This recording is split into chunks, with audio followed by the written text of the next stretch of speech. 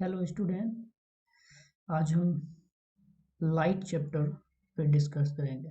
Light में specially the reflection of light. Let's proceed. तो light chapter पढ़ने से पहले हम लोग कुछ लाइट के बारे में जान लेते हैं। कोई भी ऑब्जेक्ट हमें कैसे दिखता है, किस फेनोमेनन के तहत दिखता है कोई भी ऑब्जेक्ट।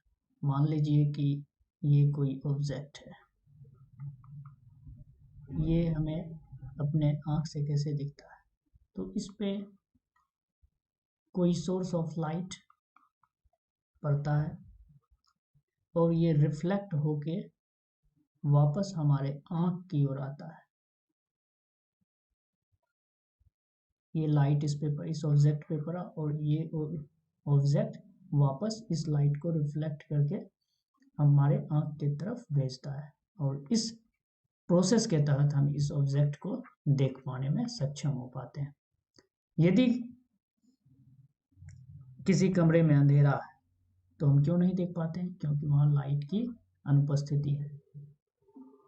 ऑब्जेक्ट वहाँ अभी भी है, रात में भी है, लेकिन वहाँ सोर्स ऑफ लाइट ना रहने के कारण वो रिफ्लेक्शन नहीं हो पाता है, जिसके कारण हम लोग उस ऑब्जेक्ट को नहीं देख पाते हैं। तो this is the basic criteria behind the light.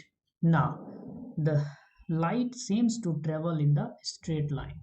Light जो है वो स्ट्रेट लाइन में ट्रेवल करता है, मतलब वो लाइट ऐसे ऐसे ध्वनि के तरह, साउंड की तरह ट्रेवल नहीं करता है, ये स्ट्रेट लाइन में ट्रेवल करता है।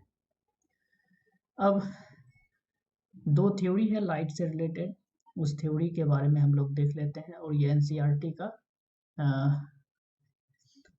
कट है जो कि काफ़ी इम्पोर्टेंट है, इसे ध्यान से हम लोग देखेंगे। If an opaque object on the path of light becomes very small, light has a tendency to bend around it and not walk in the straight line. ये कह रहा है कि यदि लाइट के पाथ में, जब मान लीजिए कि कोई लाइट ट्रेवल कर रहा है और इसके पाथ में कोई स्मॉल ऑब्जेक्ट आ गया, तो लाइट का टेंडेंसी क्या होता है, ये इसको पार करके सीधा नहीं बढ़ता है। ये लाइट का टेंडेंसी होता है, ये मुड़ जाता है light. Not walk straight line, an effect known as the diffraction of light. और ये जो लाइट मुड़ जाता है इस ऑब्जेक्ट से, ये वेरी स्मॉल ऑब्जेक्ट से, लाइट के इस प्रभाव को कहते हैं diffraction of light. Then the straight line treatment of optics using the ray fails. और यहाँ स्ट्रेट लाइन जो थियरी है वो फेल हो जाता है। The explain phenomena such as diffraction. To explain phenomena such as diffraction, light is thought as a wave. इस phenomena को एक्सप्लेन करने के लिए, डिफ्रैक्शन के फेनोमेना को एक्सप्लेन करने के लिए लाइट को एज ए वेव माना जाता है। The details of which we will study in the higher classes. इसका डिटेल्स के बारे में हायर क्लास में हम लोग स्टडी करेंगे। Again at the beginning of the 20th century it becomes known that the wave theory of light often becomes inadequate for the treatment of interaction of light with the matter, and the light often behaves somewhat like a stream of particles. Wave से हटके अब ये stream of particles की तरह behave करने लगा। जैसे जैसे स्टडी बढ़ता गया वैसा वैसा चीज आते गया। अब देखिए आगे, this confusion about the true nature of light continued for some years. और ये कंफ्यूजन की लाइट वेव है या इसका नेचर स्ट्रीम ऑफ पार्टिकल का है, ये कंफ्यूजन बना रहा कई सालों तक, कई वर्षों तक, जब तक कि क्वांटम थ्योरी नहीं आ गया। ये क्वांटम थ्योरी जब तक कि नहीं आ गया, in which light is neither a wave nor a particle. इस क्वांटम थ्योरी में लाइट को ना ही वेव माना गया ना ही पार्टिकल माना गया। New theory reconciles the particle properties of light with the wave nature। और ये नया थ्योरी जो है ये इन दोनों के बीच सामंजस्य है, लाइट के वेव नेचर और लाइट के पार्टिकल प्रॉपर्टीज के बारे में इस दोनों के बीच समन्वय है ना।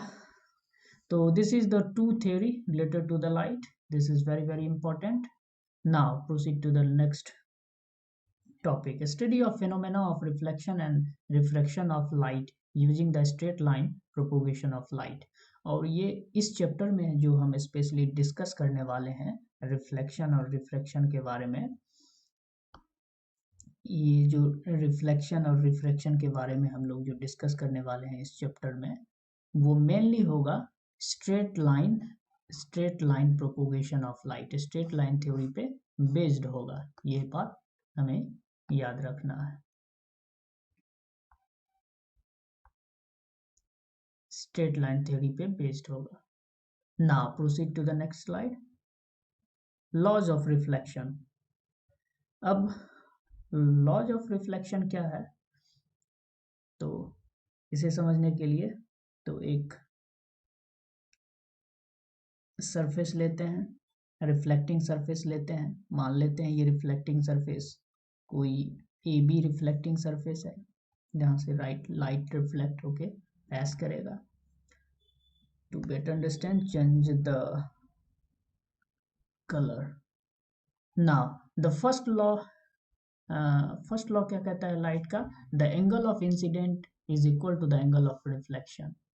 मान लेते हैं कि ये एंगल ऑफ इंसिडेंट है और ये एंगल ऑफ रिफ्लेक्शन है। ये light angle of incident ray है और ये एंगल ऑफ रिफ्लेक्शन है। ये angle of incident ray which is will be equal to I, and this is the angle of reflection R। तो फर्स्ट लॉ के अनुसार ये कहता है I will be equal to R। Second law क्या कहता है, द इंसिडेंट रे, ये इंसिडेंट रे हो गया। मान लेते हैं अगर इसका नेमिंग हम लोग करते हैं तो ये C, ये T, इसको O मान लेते हैं जहां ये आके मिला है। The incident ray, the normal to the mirror at the point of incidence. अब पॉइंट ऑफ इंसिडेंस पे एक नॉर्मल खींचना है। पॉइंट ऑफ इंसिडेंट पे एक नॉर्मल खींच लेते हैं।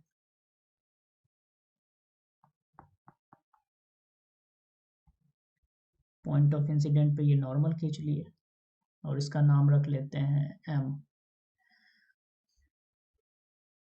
And the reflected ray all lies in the same plane. ये जो है इंसिडेंट रे CO और perpendicular MO and reflected ray OD same plane में होगा। ये सेम प्लेन AB में होगा। तो this is the basic law of reflection. दो लॉ है, इसे हमें याद रखना होगा। इसी के मदद से आगे हम लोग लाइट के चैप्टर को डील कर पाएंगे। तो this is the very important I can say the law of reflection. Now proceed to the next slide. ये जितना भी हम लोग करवा रहे हैं वो NCERT बेस्ड है और ये काफ़ी इम्पोर्टेंट है एग्जामिनेशन पॉइंट ऑफ व्यू से। जितने भी स्टूडेंट 10th का एग्ज़ाम अपीयर करने वाले हैं या 10th से बाहर भी जितने भी exam competitive examination point of view से देखेंगे, काफ़ी ये इंटरेक्टिव वीडियोस होने वाला है, क्योंकि इसमें काफ़ी अच्छा इमेज और कंटेंट का यूज़ करने का प्रयास किया है। Now the formation of image by plane mirror. Plane mirror means समतल दर्पण, जिसे हम लोग घर में यूज करते हैं, जिसे दर्पण कहते हैं, आईना कहते हैं, उसे कहते हैं प्लेन मिरर। तो इससे हम सभी परिचित हैं कि इसमें इमेज कैसा बनता है। तो प्लेन मिरर में जो इमेज बनेगा वो वर्चुअल एंड इरेक्ट बनेगा। नंबर फर्स्ट, इसका इमेज का क्वालिटी या प्रॉपर्टीज क्या होगा। Image will be always virtual and erect. Image will be always virtual and erect. Virtual and erect. Erect means सीधा, virtual means आभासी, मतलब बनता हुआ प्रतीत होगा, एक्चुअल नहीं होगा, वर्चुअल होगा, और erect होगा मतलब सीधा होगा। Number two, size of image will be equal to size of object. Size of image will be equal to size of object. जो इमेज का साइज होगा, ये इमेज का जो साइज है वही साइज इसका होगा, ऑब्जेक्ट का। Now number three, the image formed is as far behind the mirror as the object in front of it. इसे पहले लिख लेते हैं, उसके बाद हम लोग समझ लेंगे। The image formed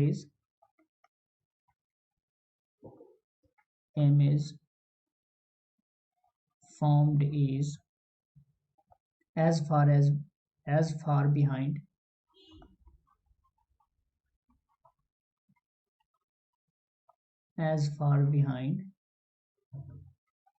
the mirror as the object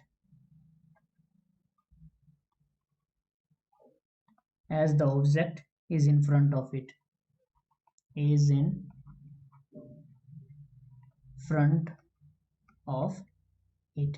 इसका कहने का मतलब है कि मिरर से ये जितना दूरी पे ऑब्जेक्ट होगा उतना ही दूरी मिरर के पीछे ये इमेज फॉर्म करेगा। मान लीजिए इस लड़के का मिरर से दूरी 10 मीटर है, तो इसका जो इमेज बनेगा वो भी मिरर के पीछे 10 मीटर पे जाके बनेगा, और इसीलिए ये वर्चुअल है ना कि रियल। तो प्लेन मिरर से जो इमेज बनता है वो virtual and size of image will be equal to the size of object, and mirror से जितना डिस्टेंस पे कोई ऑब्जेक्ट होगा उसका उतना ही डिस्टेंस मिरर के पीछे उसका इमेज फॉर्म होगा। And number 4 will be the image is laterally inverted।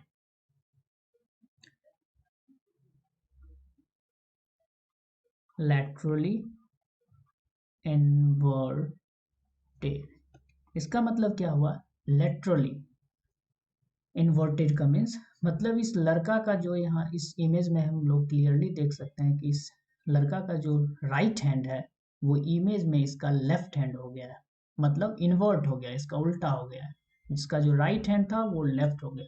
अगर आप आईना में जाके आप अभी देख सकते हैं, अभी नहीं, जब वीडियो खत्म हो जाएगा तो आप जाके देखना कि आपका जो राइट हैंड है वो आपका मिरर में लेफ्ट हो जाएगा, और जो लेफ्ट हैंड है वो आपका इमेज में राइट हो जाएगा। तो this is the basic concept behind the formation of image by plane mirror. समझ गए होंगे आप। बढ़ते हैं अगले स्लाइड की ओर। अब जिस मिरर की बात करेंगे वो होगा स्फेरिकल मिरर, और स्फेरिकल मिरर एक प्रकार का कर्व्ड मिरर है, और जो कॉमनली कर्व्ड मिरर यूज होता है वो स्फेरिकल मिरर है। Spherical mirror commonly used curved mirror is spherical mirror. Curved mirror means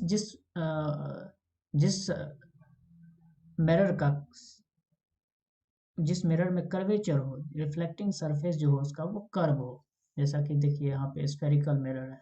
Such mirrors whose reflecting surfaces are spherical are called the spherical mirrors। जिसका reflecting surface spherical हो, जिसका reflecting, मान लेते हैं ये कोई स्फेयर है, इसे दो भाग में बांट देते हैं, और इसका ये भाग है, और ये भाग है रिफ्लेक्टिंग सरफेस, ये भाग इसका रिफ्लेक्टिंग सरफेस है। तो ये कर्व्ड मिरर है जिसका रिफ्लेक्टिंग सरफेस कैसा हो, कर्व हो, वो कहलाएगा स्फेरिकल मिरर। और रिफ्लेक्टिंग सरफेस कर्व्ड इनवर्ड हो सकता है या आउटवर्ड हो सकता है, जैसे कि यहाँ रिफ्लेक्टिंग सरफेस कर्व्ड आउटवर्ड है, और यहाँ अगर इसकी बात करें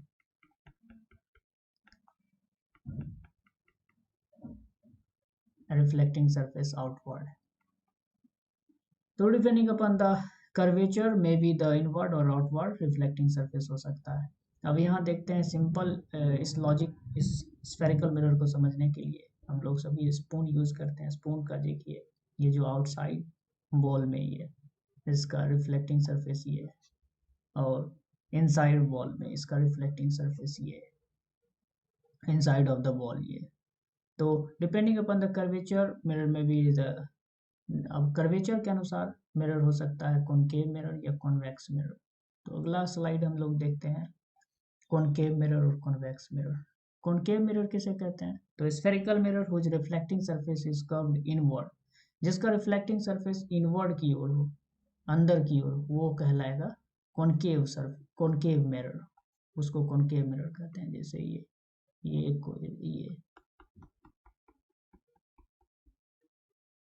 इसका रिफ्लेक्टिंग सरफेस इनवर्ड की तरफ है, तो ये कहलाएगा concave mirror. And the convex mirror spherical mirror whose reflecting surface is curved outward, और जिसका रिफ्लेक्टिंग सरफेस आउटवर्ड हो वो कहलाएगा कॉन्वेक्स मिरर। तो इसका रिफ्लेक्टिंग सरफेस आउटवर्ड है, इसीलिए कॉन्वेक्स मिरर कहलाएगा। इस फिगर से हम इजीली देख पाते हैं कि इसका पीछे वाला बैग पेंट किया हुआ है और ये इसका रिफ्लेक्टिंग सरफेस है, और इसमें कॉन्वेक्स मिरर में इसका अंदर वाला भाग पेंट किया हुआ है और इसका बाहर वाला भाग रिफ्लेक्टिंग सरफेस है। So from here we can easily understand the concept behind the concave mirror and the convex mirror. Now the important term which is used in the spherical mirror, ये काफी important terms है, इस terms को हमें काफी ध्यान से देखते हैं। पहला term है पोल।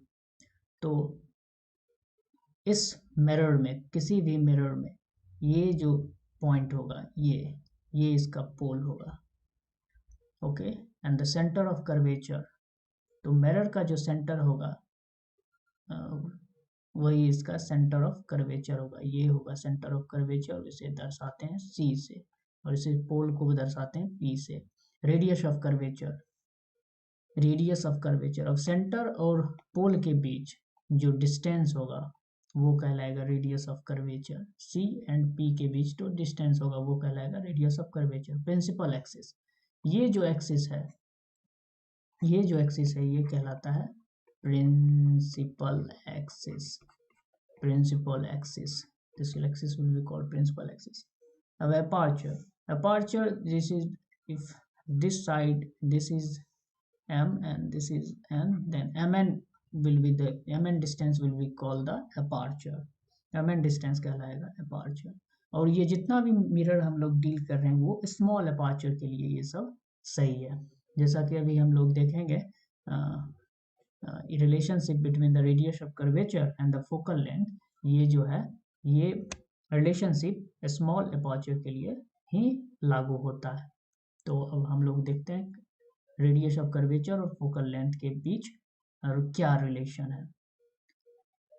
तो ये कोई मिरर है,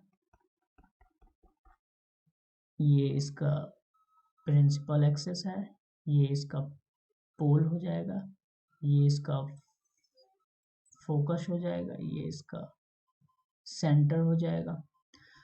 तो यहाँ पे जो CP डिस्टेंस है वो है रेडियस ऑफ कर्वेचर, ये हम लोग पहले देख चुके हैं, रेडियस ऑफ कर्वेचर जिसे दर्शाते हैं R से।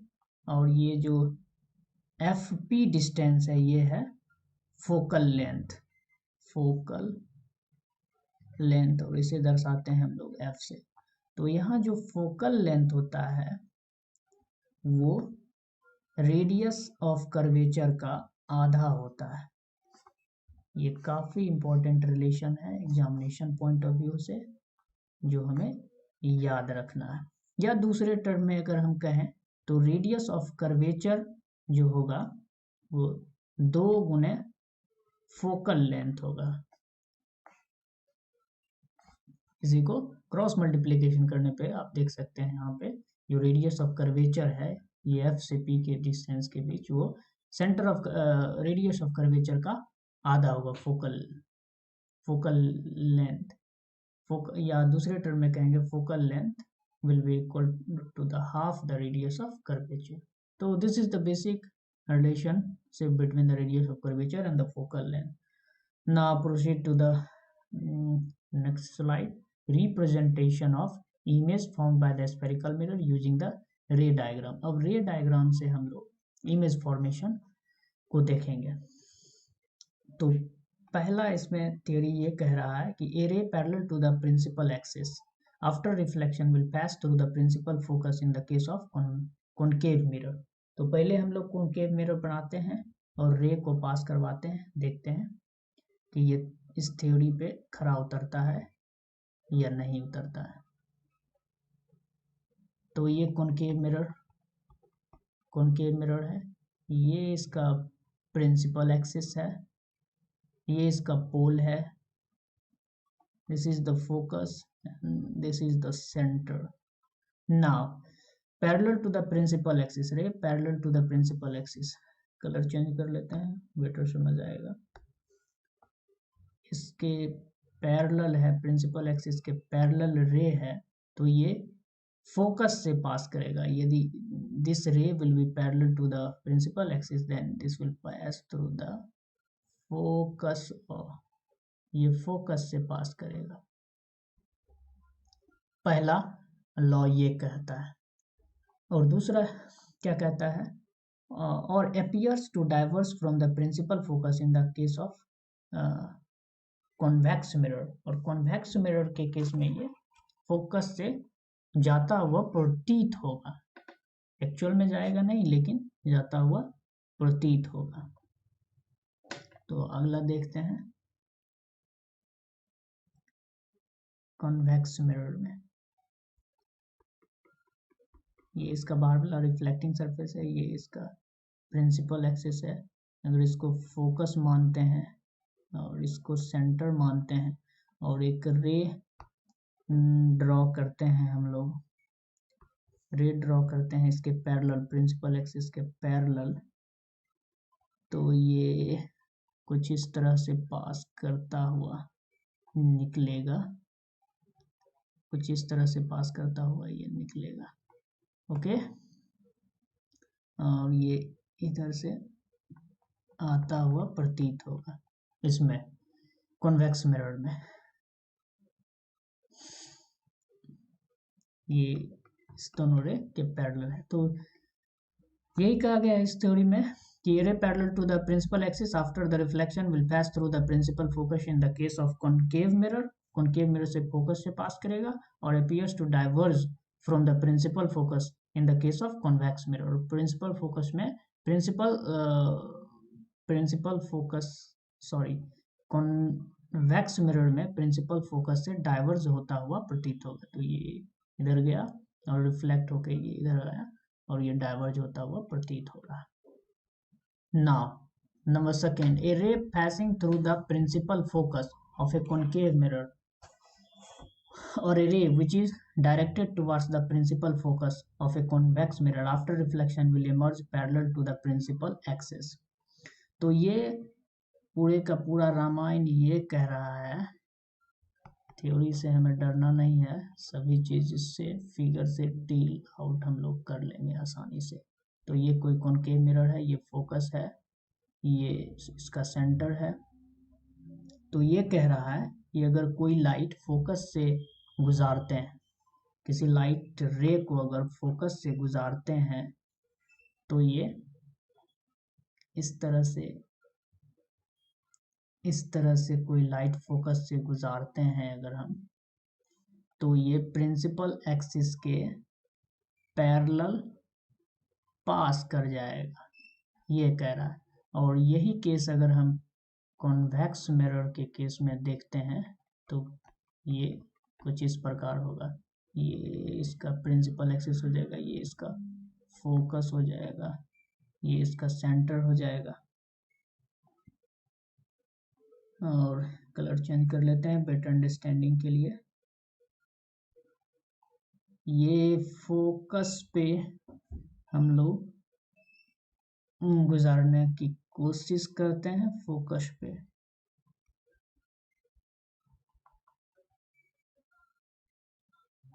फोकस पे गुजारते हैं, यही आके फोकस से मिल रहा है, ये इंसिडेंट रहे और ये रिफ्लेक्ट होके इसके पैरेलल पास कर जाएगा, ये प्रिंसिपल एक्सिस के पैरेलल पास कर जाएगा। ये बेसिकली इस प्रकार का, इसको इरेज करते हैं, ये कुछ इस प्रकार पास कर जाएगा। Okay, number 3, a ray passing through the center of curvature of a concave mirror or directed in the direction of center of curvature of a convex mirror after reflection it is reflected back along the same path। तो ये कह रहा है कि अगर किसी light रे को अगर सेंटर से प्रोजेक्ट करते हैं, ये इसका फोकस हो गया, इसका सेंटर हो गया, यदि सेंटर से पास करवाते हैं लाइट रे को तो ये उसी पाथ पे रिटर्न हो जाएगा। सेंटर से पास किया, ये ऐसे आया और ये फिर इसी पाथ पे रिटर्न कर गया। ये सब काफ़ी इंपॉर्टेंट है, इसे याद रखना है हमें, क्योंकि कॉन्वेक्स और कॉनकेव मिरर में जितना भी इमेज फॉर्म होता है वो इसी रे डायग्राम। नाउ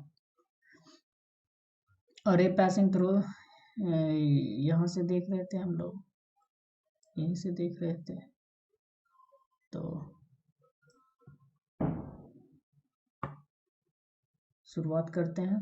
और इसी के केस में अगर ये हमारा कोई कॉनकेव मिरर हो गया था, कॉन्वेक्स मिरर अगर है, और ये इसका पोल है, ये इसका फोकस है, ये इसका सेंटर है, तो अगर सेंटर पे कोई लाइट रे गुजारते हैं, कोई लाइट रे गुजारते हैं इस सेंटर पे, तो इसमें क्या चीज़ रहने वाला है इसे देखते हैं।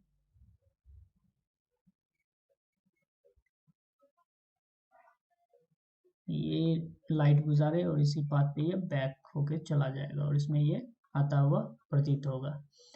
Now proceed to the next slide. A ray incident obliquely to the principal axis towards a point pole, the convex mirror or a concave mirror. This is reflected obliquely. यदि पोल पे कोई लाइट रे आ रहा है, मान लेते हैं ये कोई कॉनकेव मिरर है, ये इसका पोल है, ये इसका फोकस है, ये इसका सेंटर है। यदि कोई लाइट रे ऑब्लिकली यहाँ पे आ रहा है, कोई लाइट रे ऑब्लिकली पोल पे पड़ रहा है, तो ये सेम एंगल से रिफ्लेक्ट होके ये चला जाएगा। ये जितना एंगल ऑफ इंसिडेंट होगा उतना ही एंगल ऑफ रिफ्लेक्शन होगा। और इसी को अगर हम कॉन्वेक्स मिरर में देखते हैं तो ये कुछ इस प्रकार होगा। ये इसका फोकस होगा, ये इसका सेंटर होगा, इसका पोल होगा। कलर चेंज कर लेते हैं, तो ये कुछ इस प्रकार से पास करेगा angle of incident and this is the angle of reflection.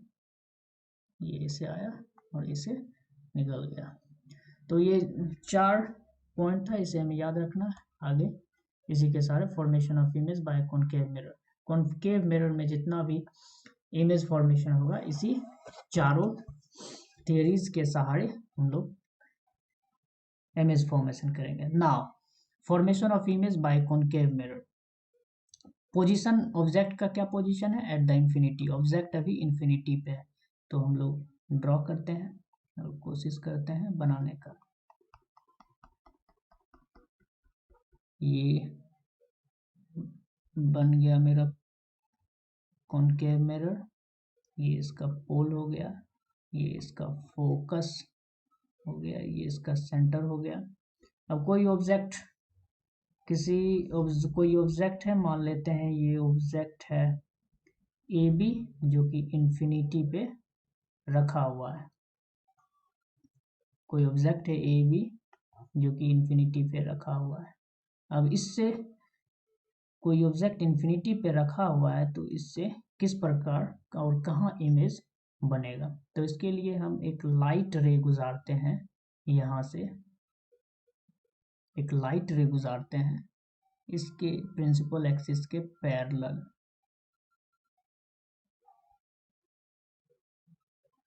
इसके पैरेलल लाइट गुजारते हैं। तो थियरीज में हम क्या देखे थे, अगर कोई लाइट रे प्रिंसिपल एक्सिस के पैरेलल है तो वो फोकस से गुजर जाता है। तो इसे फोकस से गुजार देते हैं, ये ऐसे आया ऐसे गया, और ये इसको भी फोकस इसको भी फोकस से गुजार देते हैं, इसको भी फोकस से कुछ इस प्रकार से गुजार देते हैं। तो इमेज कैसा बना? बहुत छोटा, बहुत छोटा, highly diminish and point size. तो इसे हम लिख लेते हैं, रियल और इन्वर्टेड होगा, काफी छोटा बना है, रियल और इन्वर्टेड होगा। Size of image, size of image कैसा है? हाईली डिमिनिश्ड है,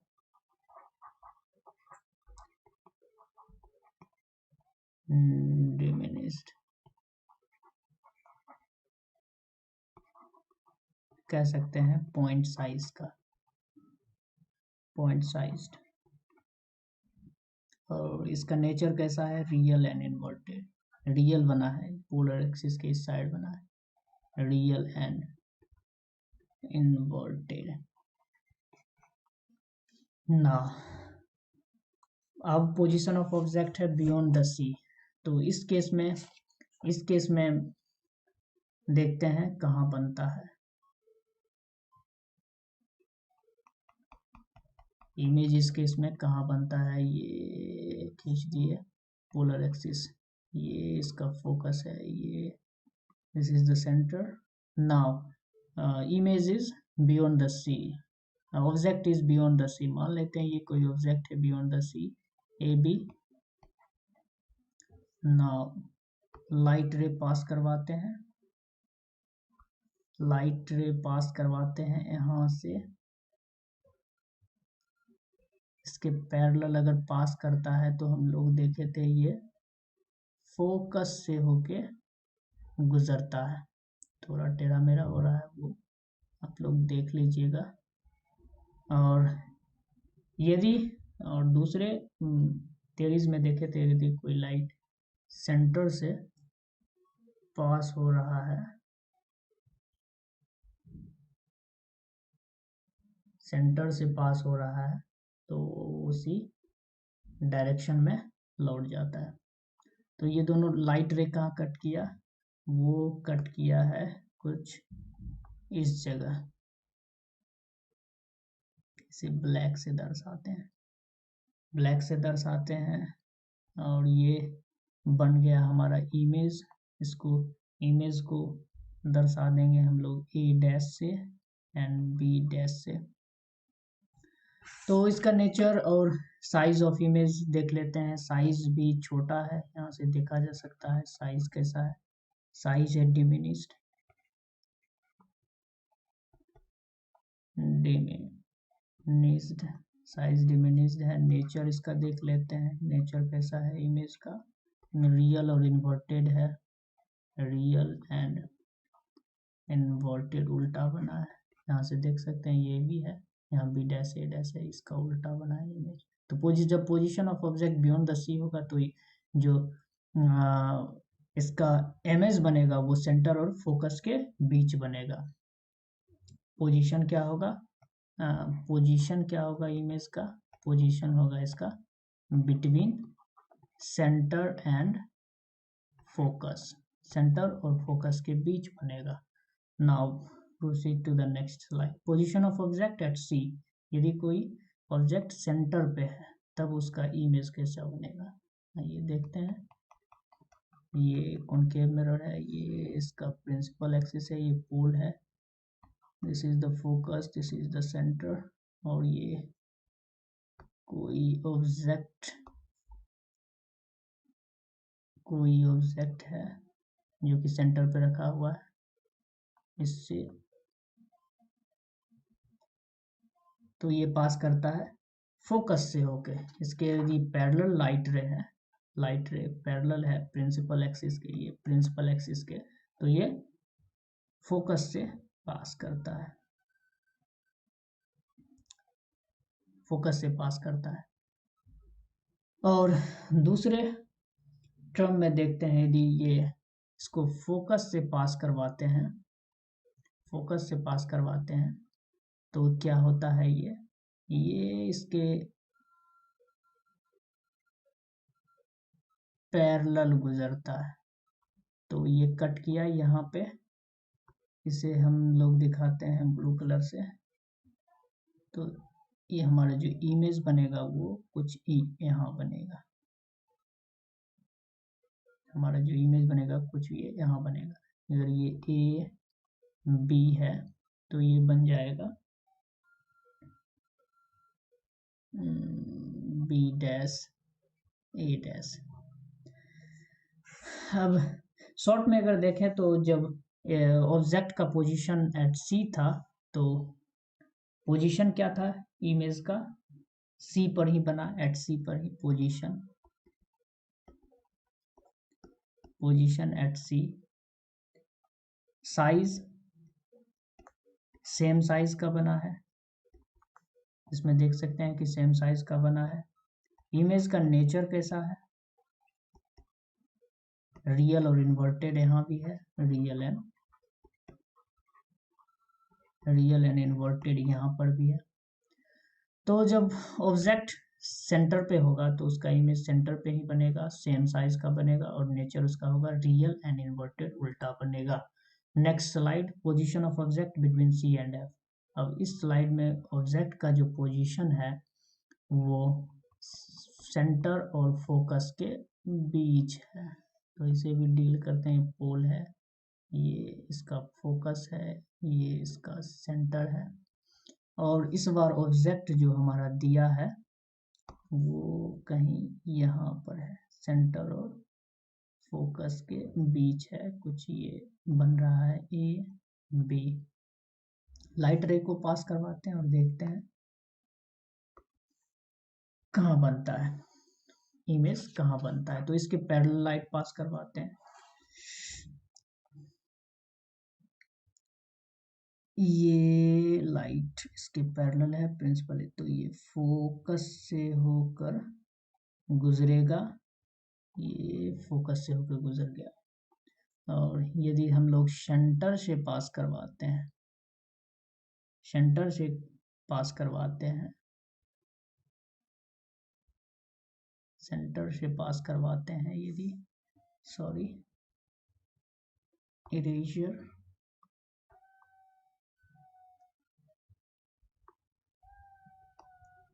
यदि हम लोग यदि सेंटर से पास करवाते हैं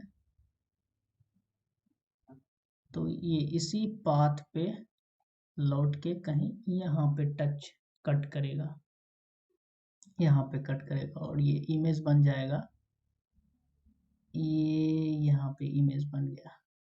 और इसका नाम रख लेते हैं B dash and A dash. ये कहीं मिरर पे यहाँ पे कट कर रहा है, ये पूरा का पूरा मिरर है। तो इस बार इमेज का साइज हम लोग देख सकते हैं लार्ज बना है, ऑब्जेक्ट का साइज ए बी था और ए बी डैश इमेज इससे बड़ा बना है। तो और पोजीशन क्या है, बियॉन्ड द सी है। तो जब सी सेंटर और फोकस के बीच रखे हैं तो पोजीशन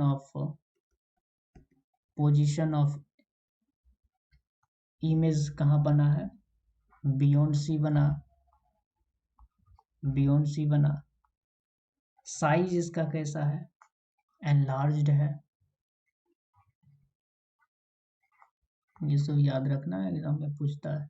एनलार्ज बना है। नेचर इसका कैसा है, नेचर अभी भी इसका रियल और इन्वर्टेड है, रियल एंड इन्वर्टेड। तो this is the whole thing.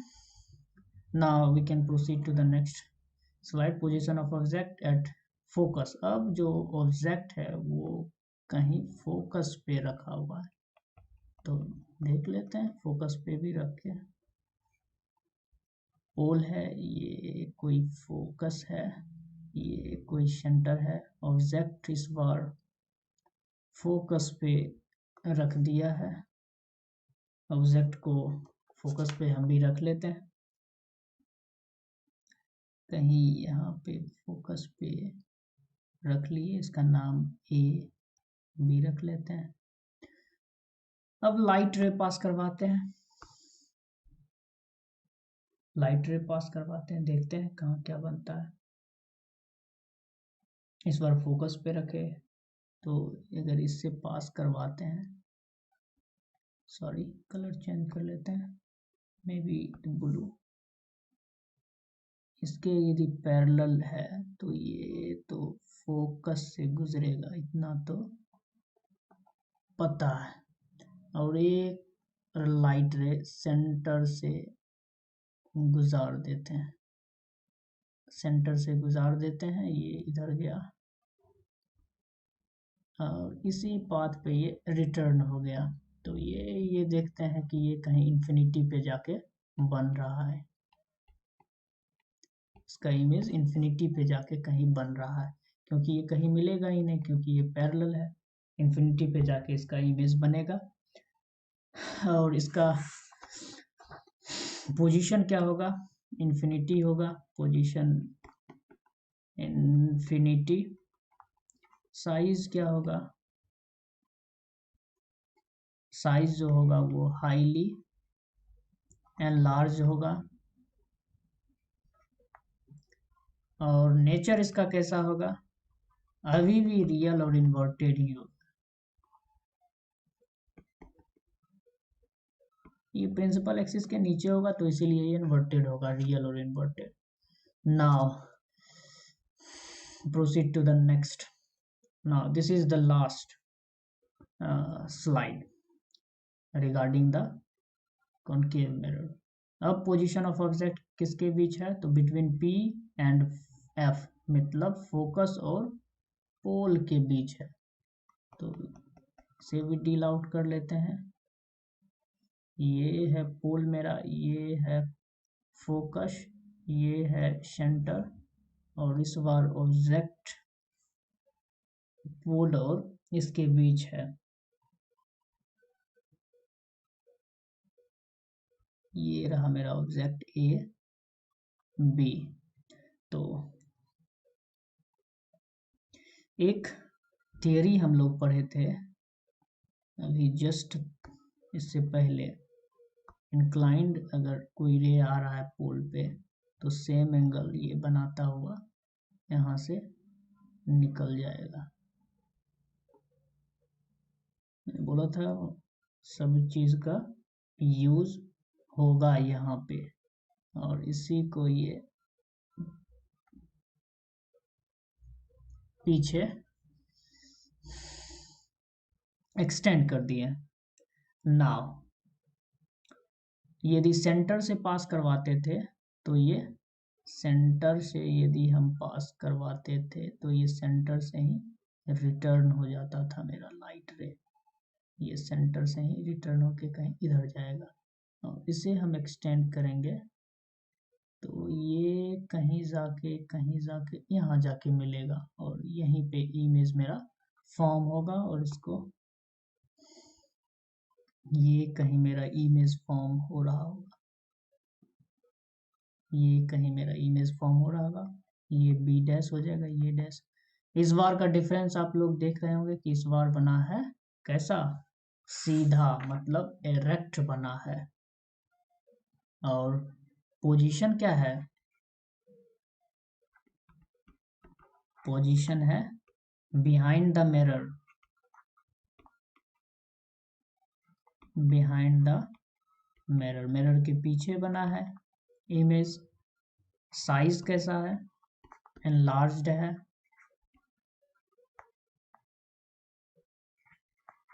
Enlarged है। नेचर ऑफ इमेज कैसा है, तो वर्चुअल है, वर्चुअल एंड एरेक्ट, आभासी और सीधा। तो ये पूरा का पूरा image formation by the concave mirror था। ये काफ़ी इम्पोर्टेंट है, इसे examination of point of view से इसे रिवाइज करना है एक दो बार, और इससे रिगार्डिंग जब हम न्यूमेरिकल देखेंगे तो काफ़ी और कंसेप्ट के बारे में पता चलेगा। नाउ अब यही सब जो हम अभी हम लोग पढ़े हैं इसी को टेबुलर फॉर्म में इसमें कर दिए हैं ताकि आपको याद रखने में आसानी होगा। तो पोजीशन ऑफ ऑब्जेक्ट देखते हैं और कहाँ कहाँ इमेज बनेगा, साइज उसका क्या होगा, और नेचर ऑफ इमेज कैसा होगा। यदि पोजीशन ऑफ ऑब्जेक्ट इंफिनिटी पे है, कोई ऑब्जेक्ट इंफिनिटी पे है, तो उसका इमेज कहाँ बनेगा, फोकस पे बनेगा। फोकस पे बनेगा, साइज ऑफ इमेज का कैसा होगा, हाईली डिमिनिश्ड, लगभग पॉइंट साइज के आकार का बनेगा। और नेचर ऑफ इमेज कैसा होगा, रियल और इन्वर्टेड होगा। यदि position of object beyond C है तो बनेगा फोकस और सेंटर के बीच, साइज ऑफ इमेज होगा डिमिनिश्ड, छोटा, और नेचर होगा रियल एंड इन्वर्टेड। यदि सेंटर पे है तो सेंटर पे ही बनेगा, सेम साइज का बनेगा, रियल और inverted. Between centre and focus है तो बियॉन्ड द सी बनेगा, इनलार्ज बनेगा, और रियल एंड इन्वर्टेड। यदि फोकस पे है तो इन्फिनिटी पे बनेगा, हाईली एनलार्ज्ड होगा, ये काफी इंपॉर्टेंट है, ये एग्जामिनेशन में काफी बार पूछा गया है, रियल और इन्वर्टेड बनेगा। यदि पोल और फोकस के बीच है तो बिहाइंड द मिरर बनेगा, ये एक्सेप्शन हो जाता है, इसीलिए काफी इंपॉर्टेंट है और ये बार बार पूछा जाता है क्योंकि इसमें वर्चुअल और एरेक्ट इमेज बनता है कॉनकेव मिरर के केस में। तो काफी हमें ये याद रखना होगा क्योंकि ये इन चारों पांचों केस में रियल और इन्वर्टेड बन रहा है, लेकिन इस केस में जब पोजीशन ऑफ ऑब्जेक्ट पोल और फोकस के बीच है तो इमेज बन रहा है वर्चुअल और एरेक्ट, और बिहाइंड द मिरर बन रहा है। तो ये काफी इंपॉर्टेंट हो जाता है, इस टेबल को कॉपी में नोट डाउन करना है और बार बार इसको रिवाइज करना है, एग्जाम से पहले भी रिवाइज करना है। Now moving to the next slide, use of concave mirror, this is very important, which is asked in the examination.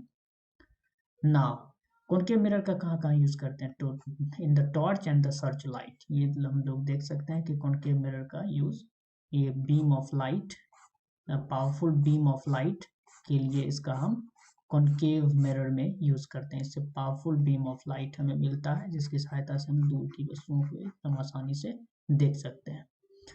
Number 3, vehicles headlight. Vehicles, गाड़ी तो हम लोग सभी चलाते हैं, यहाँ देखिए व्हीकल्स के हेडलाइट में इस कॉनकेव मिरर का ही यूज किया जाता है। इस इमेज को डालने का मेरा खास पर्पस है कि ह्यूमन माइंड का जो नेचर होता है वो इमेज को काफ़ी रिटेन करके रखता है, इसीलिए हम इस सेशन को काफ़ी इंटरेक्टिव बनाने की कोशिश किए हैं। यदि आपको ये अच्छा लग रहा है तो आप इस चैनल पे को सब्सक्राइब कर सकते हैं और अपने दोस्तों को शेयर कर सकते हैं आगे के लिए। आगे इस पे और अच्छे वीडियो डालते रहूँगा, मैथ्स, फिजिक्स, केमिस्ट्री से रिलेटेड, तो आप इसे ज्वाइन कर सकते हैं। Now number 4, used as a shaving mirror. Concave mirror का अगला यूज, चौथा यूज है सेविंग मिरर। हम लोग जो सेविंग करते हैं उसमें भी कॉनकेव मिरर का यूज करते हैं। इसमें इमेज बड़ा बड़ा दिखता है तो काफ़ी एनलार्ज दिखता है इमेज, इसलिए इस मिरर का यूज करते हैं जिसमें एक एक बाल दिख जाता है, तो used as a shaving mirror. Now अब इस क्वेश्चन बनता है, एक क्वेश्चन ये बन सकता है कि हम कॉनकेव मिरर का ही यूज सेविंग मिरर के लिए क्यों करते हैं, तो इस सब क्वेश्चन को भी डील आउट करेंगे अगले किसी क्लास में। नाउ नंबर 4 यूज क्या है, dentist use the concave mirror to see the large image of teeth of the patient. अब दांत तो काफी छोटा होता है तो उसके दांत काफी छोटा होता है तो इसके सॉरी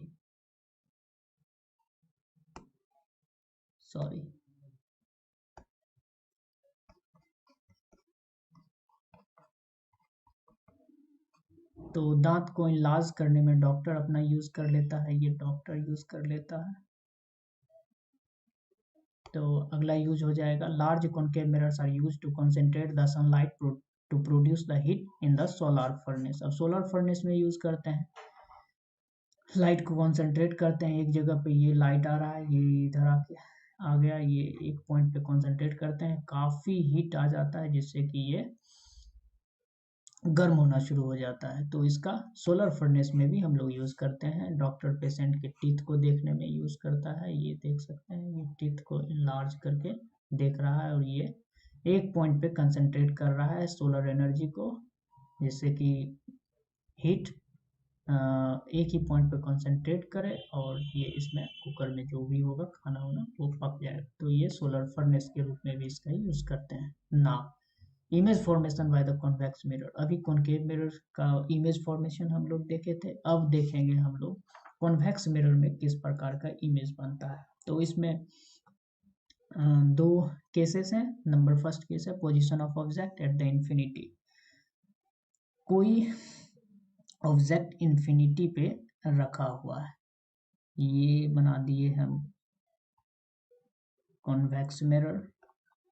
ये पोलर एक्सिस हो गया, इसका फोकस ये है, इसका सेंटर ये है। ये कोई ऑब्जेक्ट रखा हुआ है इंफिनिटी पे। अब इससे किस प्रकार का इमेज फॉर्मेशन होगा उस चीज को हम लोग देखेंगे। तो इसके पैरेलल अगर लाइट रे आ रहा है तो ये फोकस से आता हुआ प्रतीत होगा और ये इस प्रकार से लौटेगा। ये इंसिडेंट, ये है रिफ्लेक्टेड रे।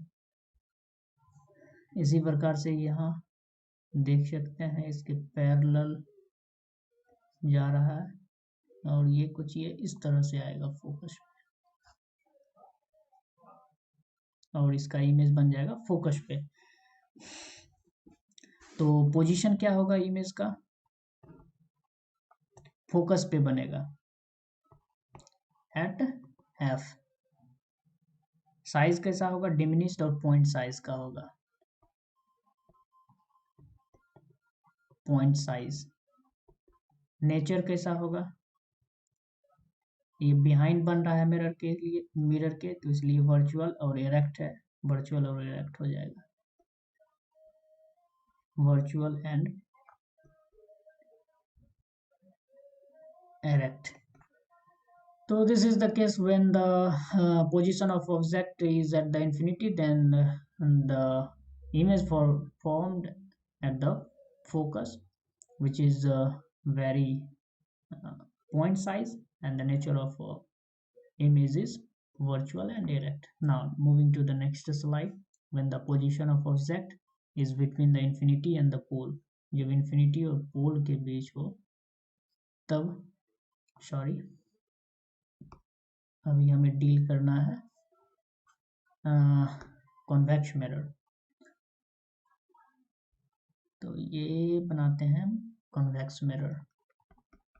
ये इसका पोलर एक्सिस है, ये इसका पोलर एक्सिस है। Laptop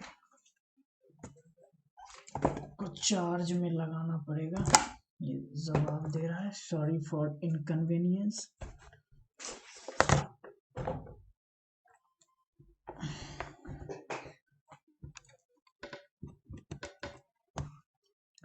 Now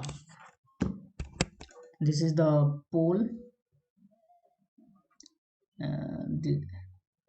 this is the focus, and this is the center of convex mirror. Now when between infinity and the pole, पोल और इन्फिनिटी के बीच कोई ऑब्जेक्ट रखा हुआ है, पोल और इन्फिनिटी के बीच कोई ऑब्जेक्ट रखा हुआ है, तो ये रखते हैं किसी ऑब्जेक्ट को पोल और इन्फिनिटी के बीच और देखते हैं कहाँ इमेज बनता है। ये ए बी, अब इसके पैरेलल लाइट को गुजारते हैं तो ये फोकस से गुजरेगा और इसके सेंटर से अगर होके गुजारते हैं, सेंटर से होके अगर गुजारते हैं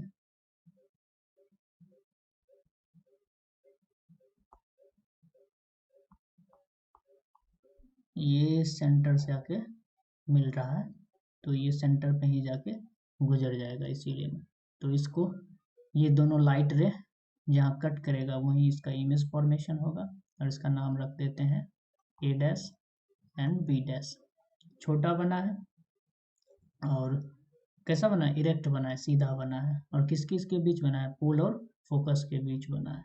तो पोजीशन क्या हो जाएगा, position between pole and focus, pole and focus, size diminished diminish मतलब छोटा, और nature of object, nature of image sorry, virtual and erect.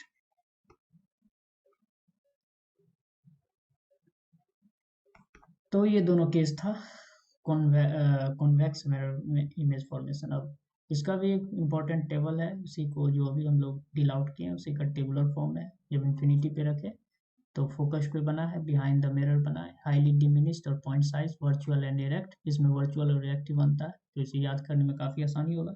जब position of object between infinity and pole के बीच है तो कैसे कहाँ बना, पोल और फोकस के बीच बना है, डिमिनिश साइज का बना है, वर्चुअल और इरेक्ट तो हमेशा इसमें होता है। तो this is the very very important table for examination point of view.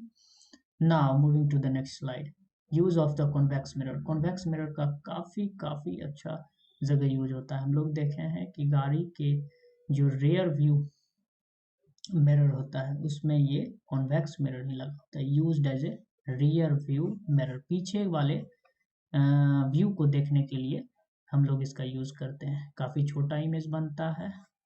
Sorry, ये क्वेश्चन मैं आपको दे के छोड़ता हूँ कि कॉन्वेक्स मिरर का यूज हम रियर व्यू मिरर्स में क्यों करते हैं। इसका आंसर आप लोग कमेंट बॉक्स में जरूर लिखें। देखते हैं कि कौन इसका जवाब दे पाते हैं। Now moving to the next slide, sign convention for the reflection of a spherical mirror. अब जो हम लोग न्यूमेरिकल डील आउट करेंगे उसमें क्या क्या साइन कन्वेंशन रहने वाला है। तो इस कन्वेंशन के लिए जो हम लोग यूज करते हैं साइन कन्वेंशन, वो करते हैं न्यू कार्टेशियन साइन कन्वेंशन का यूज करते हैं, जो कि कुछ इस प्रकार है। मान लीजिए कि ये कोई मिरर है, ये कोई मिरर है, ये इसका एक्स एक्सिस है, एपर्चर mn है। तो और ये पोल है, जब पोल के इस साइड मूव करेंगे तो वो कैसा होगा, डिस्टेंस टुवर्ड्स द राइट ये पॉजिटिव लेंगे, डिस्टेंस टुवर्ड्स द लेफ्ट ये हम लोग नेगेटिव लेंगे, और इसी तरह अपवर्ड जितना भी लेंगे वो पॉजिटिव होगा, डाउनवर्ड जितना भी होगा वो हमेशा नेगेटिव होगा। तो नॉर्मली जो मैथ में हम लोग डील आउट करते हैं उसी प्रकार का है। राइट साइड जाएंगे तो पॉजिटिव, लेफ्ट तो नेगेटिव, ऊपर की तरफ जाएंगे तो ये पॉजिटिव होगा और नीचे की तरफ आएंगे तो ये नेगेटिव होगा। Now moving to the next slide, mirror formula. Mirror formula काफी इंपॉर्टेंट है एग्जामिनेशन पॉइंट ऑफ व्यू से। मिरर फॉर्मूला ये होता है 1/v plus 1/u will be equal to 1/f। ये काफी इंपॉर्टेंट फॉर्मूला है, इससे हम b, u और f के बारे में देखना पड़ेगा कि क्या क्या है b, u और f। तो basically the u is distance of object from its pole, distance of object from its pole। b है distance of image from its pole, distance of image from its pole, और f है focal length of mirror।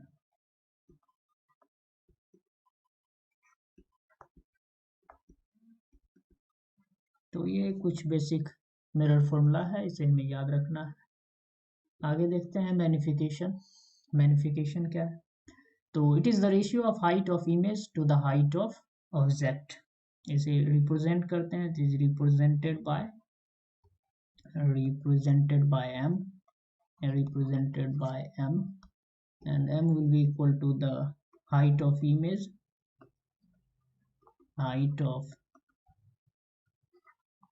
by height of object,